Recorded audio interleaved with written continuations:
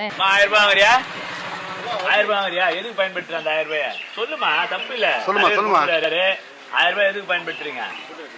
வீட்டு செலவுக்கு, சரி, மருத்துவ செலவுக்கு. அப்புறம் இதுக்கெல்லாம் தான் பயன்படுத்துறேன். வேற என்னென்ன வாங்குறீங்க அந்த 1000 ரூபாயில? 1000 ரூபாய் அதுக்கு தான் ஏதாவது எமர்ஜென்சினா யூஸ் பண்ணிப்போம். சரி சரி, அவ்வளவுதான். அது பயனா இருக்கா உங்களுக்கு அந்த 1000 ரூபான்றது? பயனா இருக்கு.